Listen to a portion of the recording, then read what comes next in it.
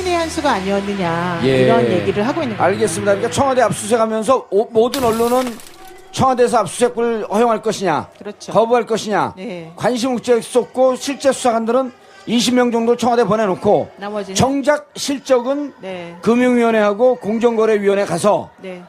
너네가 이재용한테 승계하는 과정 속에서 그렇죠. 삼성을 도와줬고 그리고 이 도와주는 과정에서 청와대 압박은 있었는지 네. 그다음 정유라를 지원하는 과정 속에서 삼성과 청와대는 어떤 관계가 있었는지 그 자료를 파악하러 들어갔고 어제는 일단 뭐가 나올지 모르지만 자료를 상당 부분 다 확보를 했다. 예, 어제는 아하. 필요한 자료들은 많이 확보하신 걸로 알고 있고요. 역시 봉도사님 다르시네요. 정리를 확실해 주십니다. 예. 네. 네. 자, 그렇게 예. 본다면은 이제 네. 삼성 뇌물수사의 제2라운드에 들어간 걸로 볼 수가 있을까요? 어떻게 생각하세요? 네. 2라운드. 네, 제 2라운드. 쓰는데. 어떻게 그런 말을 쓸 줄 알아요? 깜놀. 아유, 뭐 별거 아닌데요. 저기 써 있어요. 깜놀. 저기 써 있어요. 밝히시면 어떡해요? 네, 그렇게 봐야 될까요? 네, 그게 이제 그 삼성 뭐 관련해서 어쨌든 일을 시작한 거는 맞고요. 예. 지금 대통령에 대한 대면 조사를 다음 주 9일하고 10일 정도에 하겠다라고 얘기를 하고 있거든요. 그렇게 되면은 대면 조사가 이루어질지 안 이루어질지 모르겠지만은 네. 대면 조사를 한 다음에 곧바로 공소장을 써야 돼요. 만약에 특검에서 연장 신청을 하지 않으면은 2월 28일 전까지 공소를 제기해야 되기 때문에 예. 공소장을 쓰는데 하루 이틀 걸리는 게 아니거든요. 그렇기 때문에 공소장을 써야 되고 그래서 만약에 삼성에 대해서 증거를 더 찾지 못하면 제대로 된 공소장을 쓰지 못할 것이 뻔하기 때문에 네. 사실은 이제 그 어제 압수수색을 통해서 얻은 자료들을 근거로 해서 공소장을 지금 만들려고 지금 준비를 하고 있는 것으로 보이고요. 네. 그럼과 동시에 아까 말씀드리지 않은 것 중에 하나가 2월 28일까지 그 압수수색 영장의 그 집행 시한을 받아놨는데 보통은 7일 정도밖에 안 해주는데 2월 28일까지 거의 4배를 해줬단 말이에요, 법원에서. 네. 그러면 앞으로 남은 시간이 20 며칠이 남아있기 때문에 그 기간 동안에 영장을 한 번 더 집행 한번 해보고 정 안 되면은 다시 한번 특검의 그 수사 기한을 연장해주는 쪽으로 방향을 조금 잡지 않을까. 예. 그러면서 그 삼성이나 뭐 박근혜 대통령이나 궁극적으로 이들이 얽혀있는 뇌물 관계를 좀 정확히 파악해내고자 하는 것이 아닌가. 이렇게 생각하고 있습니다. 삼성이 지금 그러니까 그 특검이 목표로 하고 있는 게 압수수색의 결국 종착점은 그렇습니다. 네. 대통령을 대면 조사하겠다. 네. 대면 조사. 네. 대면 조사. 예. 대통령 대면 조사가 언제쯤 이루어질 것 같아요?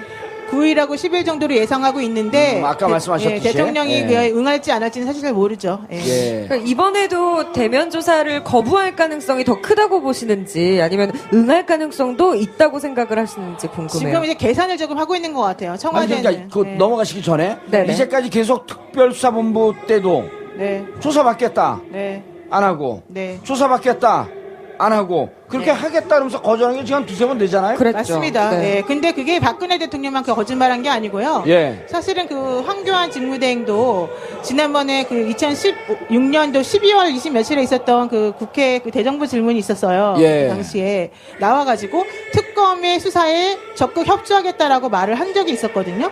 그런데 이번에 청와대 압수수색 해달라고 하니까 협조하지 않고 있잖아요. 아 그거 황교안 네. 대행도 네. 그럼 둘이 박근혜 대통령과 황교안 대행은 일단 친한 관계인 거는 분명한 것 같네요. 아, 뭐 친할 수밖에 없는 게 그 예. 원래 법무장관도 박근혜 대통령이 시켜준 거고 예. 총리도 사실은 박근혜 대통령이 시켜준 거기 때문에 황교안 대행으로서는 박근혜 대통령과의 관계를 고려하지 않을 수가 없죠. 아니요, 둘이 안 친한 것 같아요. 제가 보기에는 왜 그러냐면 네. 김병준 책임 총리 임명할 때 네, 황교안 총리는 몰랐다는 거 아니에요? 언론 보고 알았다는 거지. 아, 이제 난 잘렸구나. 네, 그리고 2시에 기자회견 하려고 그러다가 네, 김병준 총리를 야당에서 반대하니까 기자회견 하려다 기자회견 취소하고 네. 그때 속으로 얼마나 섭섭했겠어요. 네. 아니 이렇게 충성을 다했는데 날 잘라? 네. 근데 그때 박근혜 대통령은 그러지 않았대요. 원래 정치가 그런 게 아니라 그러더라고요. 저는 정치는 잘 모르는데 정치가가 잘 아시겠지만은 예.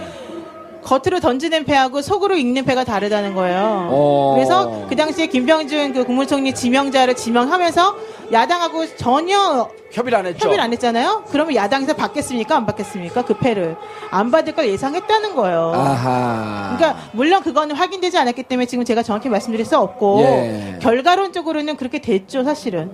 그래서 황교안 그 국무총리가 당시 기분이 나빠서 뭐 이임식을 오전에 하네, 뭐 오후에 하나 그랬다가 이제 갑자기 바뀌어가지고 지금 직무대행까지 오고 예. 뭐 보수 세력의 대통령 후보로도 지금 언급이 되고 있는 상황이거든요. 그렇죠. 그러니까 그 내막은 잘 모르겠어요. 정치 구단들이 하는 건 제가 잘 모르겠지만은 어쨌든 돌아가는 판세를 보게 되면은 우리가 모르는 여러 가지 계산이 깔려 있는 것 같고 그 계산의 알겠습니다. 중심에는 현재 대통령과 직무대행이 있는 것 같다. 관계가 있다. 네. 자, 그러면 어제 압수수색 들어갈 때 청와대에서 네. 노발대발했다는 거 아니에요? 네. 쇼인가요? 아니죠. 뭐 당연히 쇼가 뭐 어느 정도 있겠죠. 전혀 아. 없다고 볼 수 없는 게 그러나 진짜 화가 나 있다. 예, 대통령이 화를 낸 것 중에 하나는 뭐였냐면은 왜 니네는 지금 간소하게 꼭 필요한 부분에 대해서만 영장을 청구한다고 해놓고 네. 영장을 10개나 받아왔다. 이게 뭐냐. 이렇게 얘기를 하면서 화를 냈다는 게 첫 번째고요. 예. 두 번째로는 아직 탄핵 결정도 안 났는데 나를 피의자로 적시하는 게 말이 되느냐. 이건 헌법 위배다. 사실 헌법 위배라는 말은 법률적으로 쓰는 말은 아닌데요. 그 대통령 탄핵 심판과 관련해가지고 그 대통령실 변호인단 측에서 헌법 위배 이런 말이 많이 나오고 있거든요. 예. 그래서 그 말이 이제 여기도 지금 차용이 돼서 쓰이고 있는 것 같아요. 근데 그런 식으로 화를 많이 냈다고 하죠. 근데 그건 일부러 그랬다는 설도 있어요. 왜냐면은 어차피 청와대 압수수색 하겠다라고 한 거는 특검이 계속해서 공식적으로 말해왔던 거기 때문에 그걸 가지고 화를 낼 것도 아니고 대통령에 대해서 피의자를 적시한 건 사실 이번에만이 아니거든요. 최순실이나 다른 사람들에 대해서 영장을 그 청구하고 구속하면서 기소하면서도 네네. 대통령이 공모했다는 부분을 많이 넣었기 때문에 뭐 이번에 영장 청구하면서 대통령을 피의자로 넣었다는 게 화를 그렇게 많이 낼 만한 상황은 아니죠. 그런데 일부러 그렇게 화를 많이 내면서 반대하는 것은 다른 속내가 있는 것이다라고 하는 게 일반적인 법조인의 시각입니다. 예. 그 다른 속내가 뭔가 네. 이제 그걸 생각을 해보면 앞으로 있을 대면 조사에서 거부할 명분을 만들기 위한 거다라는 예. 생각도 있는 거죠. 예. 자, 그러면은 그 이제 피의자라고 명시된 게 네, 정확하게 어제 처음 알려진 거예요? 그렇습니다. 네. 그런데 그 전에 이미 그럼 최순실 기소할 때 네. 그때도 피의자라고 공소장에 들어가 있을 거라고 저희가 추정을 하고 있었잖아요. 아, 제가 그 공소장들을 많이 봤는데요. 예. 거기는 박근혜 대통령과 공모하여라고만 되어 있고요. 피의자라고 안 돼 있고. 거기는 그렇게 될 이유가 없는 것이 당시에 구속해야 될 사람 혹은 공소 제기되어야 될 사람은 박근혜 대통령이 아니고 최순실이나 안정권과 같은 사람들이었기 때문에 그분들에 대해서만 그 명칭을 피의자라고 하면 되는 것이었습니다. 근데 이번에는 영장의 범죄 사실을 적시해야만 압수수색 영장이 발부되거든요. 법원으로부터. 예. 그런데 이번에 범죄 혐의는 누구에 대한 범죄 혐의냐면은 대통령에 대한 범죄 혐의이기 때문에 피의자 박근혜 대통령이라는 걸 적시하지 않으면 자, 그러면은 그 이제 피의자라고 명시된 게 네, 정확하게 어제 처음 알려진 거예요? 그렇습니다. 네. 그런데 그 전에 이미 그럼 최순실 기소할 때 네. 그때도 피의자라고 공소장에 들어가 있을 거라고 저희가 추정을 하고 있었잖아요. 아, 제가 그 공소장들을 많이 봤는데요. 예. 거기는 박근혜 대통령과 공모하여라고만 되어 있고요. 피의자라고 안 돼 있고. 거기는 그렇게 될 이유가 없는 것이 당시에 구속해야 될 사람 혹은 공소 제기되어야 될 사람은 박근혜 대통령이 아니고 최순실이나 안정권과 같은 사람들이었기 때문에 그분들에 대해서만 그 명칭을 피의자라고 하면 되는 것이었습니다. 근데 이번에는 영장의 범죄 사실을 적시해야만 압수수색 영장이 발부되거든요. 법원으로부터. 예. 그런데 이번에 범죄 혐의는 누구에 대한 범죄 혐의냐면은 대통령에 대한 범죄 혐의이기 때문에 피의자 박근혜 대통령이라는 걸 적시하지 않으면 영장이 발부가 안 돼요. 아하. 그렇기 그때는 때문에 공범이었는데 지금은 그렇죠. 피의자라고 적시했기 때문에 네, 네. 이제 국민들에게 설로만 돌았던 박근혜 대통령 피의자로 적시했다. 같다는 거죠. 뇌물죄와 권리행사 직권남용이 관련된 죄로 인해서 피의자라고 명시를 정확히 한 거고요. 감옥 가시겠네. 그 큰일 났네. 전에는 공모하여라고만 되어 있습니다. 최순실, 안정범 등과 공모하여. 공모하여 공범이었다가 이제 피의자로 딱 찍혔고 그렇습니다. 네네. 그것도 뇌물죄. 네, 네. 이거 비싸잖아요. 뇌물죄가 상당히 큽니다. 1억 원 공무원이 뇌물을 네. 받은 경우에는요. 예. 1억 원 이상의 뇌물을 받으면은 최하가 10년.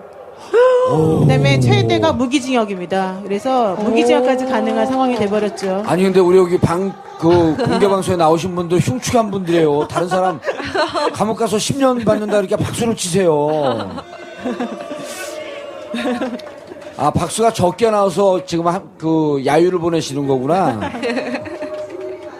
잘못을 했다면 뭐 네. 처벌을 받아야겠죠.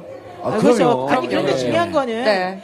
영장을 청구할 때까지는 아직까지 수사가 제대로 이루어지지 않았기 때문에 네. 혐의가 있다는 것만 적은 거예요. 그러니까 그걸 가지고 화를 낼 필요가 없고 혐의 사실이 나와 있으면 적극적으로 수사에 응해서 그렇죠. 나한테 죄가 없다는 걸 밝히면 되는 거거든요. 예. 그게 올바른 피의자와 올바른 시민의 태도인데 그거를 안 밝히면서 나를 피의자로 적시해 기분 나빠 이러면서 보이콧하는 거는 옳지 않다. 아니 일반인은 못 그래요. 그렇습니다. 당연하죠. 일반인은 예를 들어 당신 죄 있어 그러고 사람들이 이제 착각을 하는 게 있는데 네. 자 검찰에서 당신 죄 있다 그러면서 소환할 때는 네. 죄를 밝히려고 하는 검찰과 그걸 방어하려고 하는 본인과 변호사 그렇습니다. 예. 방어권을 준 거 아니에요 사실은 어제. 네, 그렇습니다. 당신 죄 있다고 모든 사람들이 이렇게 믿고 있는데 네. 저 태국기 들고 하고 있는 일부 박사모만 그렇게 믿지 않고 있는데 정말 당신 죄가 있는지 없는지 우리가 좀 따져봐야 되겠다. 그렇습니다. 예. 죄가 없다고 하니 조사를 받고 각종 증거를 갖고 우리가 입증을 할 때 당신은 방어를 해라. 그렇죠. 증거 다 내놔라. 맞춰보자. 예. 그럼요. 예. 증거 방어권을 승부해보자. 주는데 거절한 거 아니에요. 그렇습니다. 예.